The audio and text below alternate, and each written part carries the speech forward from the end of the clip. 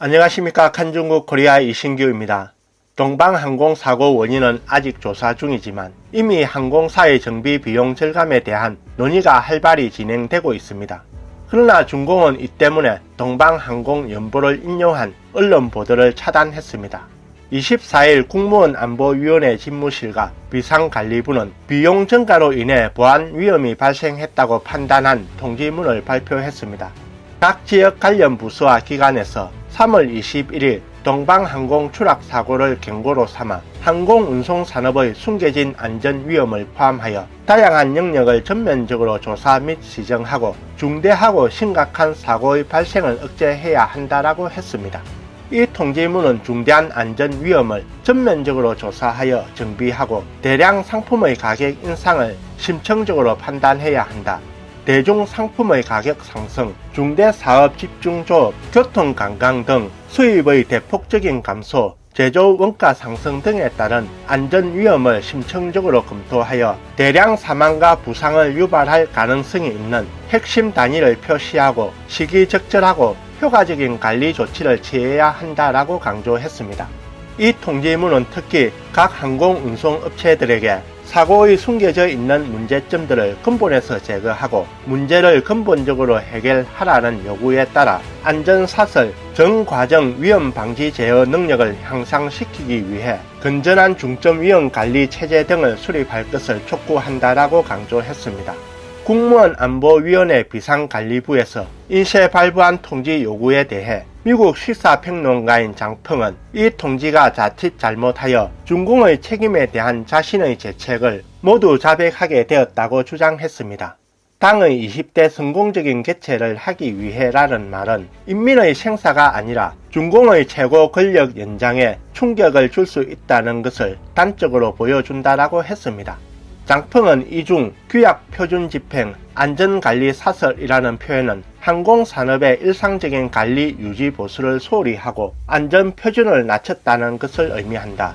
비행기 사고의 원인이나 중요한 요인을 이미 중앙 고위층이 알고 있었기에 나온 말일 텐데 그렇지 않았다면 국무원이 실속 없는 말을 한 게 되지 않겠습니까?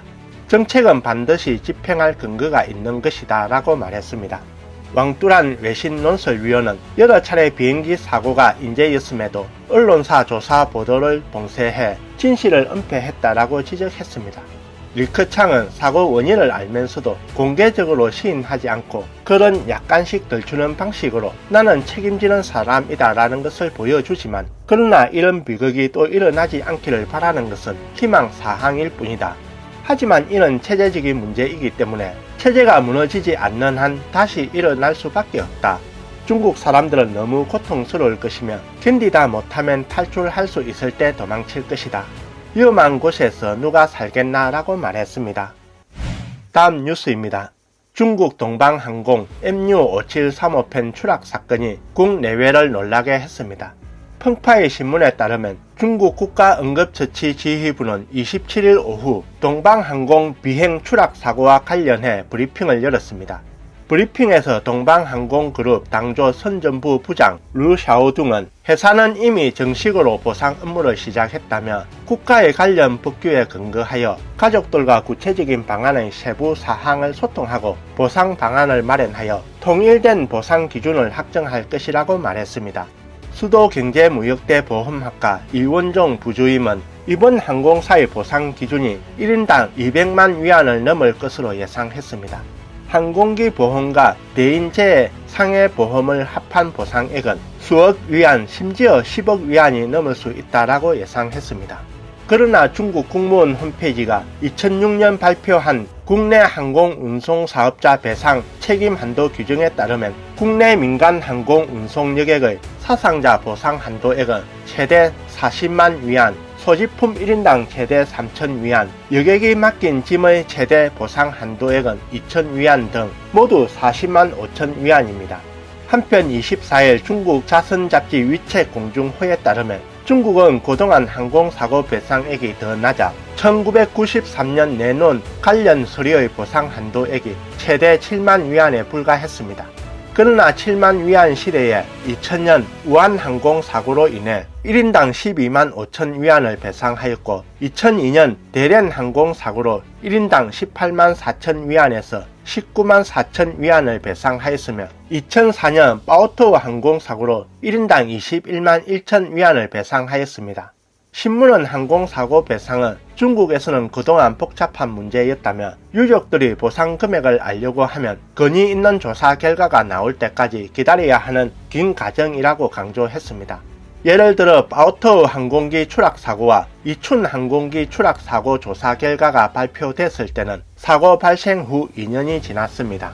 베이징의 선임 변호사인 장치하이는 중국에서 항공사고에 대한 최대 보상액이 40만 위안으로 지상교통사고에 대한 보상만 못하다라고 털어놓았습니다.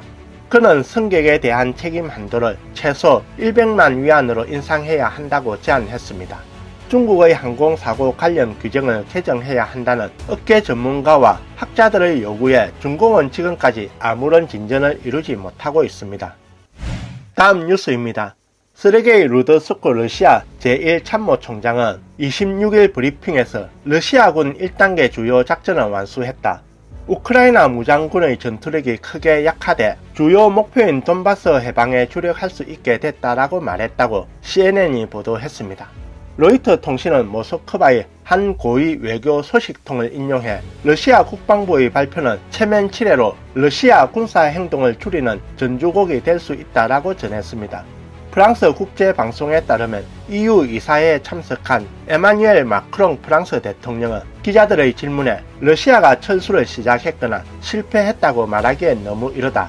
그러나 그것은 우리가 요즘 보아온 것처럼 러시아의 공세에 우크라이나인들이 저항하고 있음을 보여주는 것이기도 하다라고 말했습니다. 우크라이나 동부를 가리키는 돈바스는 러시아와 국경을 맞대고 있는 두 개의 행정구역인 도네츠크와 루안스크를 거느리고 있지만 일부 돈바스 지역은 2014년 이후 분할돼 공화국 수립을 선언했고 블라디미르 푸틴 러시아 대통령은 2월 21일 우크라이나 동부 두 공화국의 독립을 선언했습니다. 한 달 전 러시아군은 3파전으로 동시에 우크라이나에 진입해 동부 돈바스, 남부 크림, 북부 키예프까지 진격했습니다. 그러나 현재까지 러시아군은 우크라이나의 동방남부와 남부 지역으로 진격했지만 우크라이나의 주요 도시를 점령하지 못하고 수도 키예프에 대한 공격도 막혔습니다. 동시에 러시아와 우크라이나 간의 협상은 아직 실질적인 진전이 없습니다.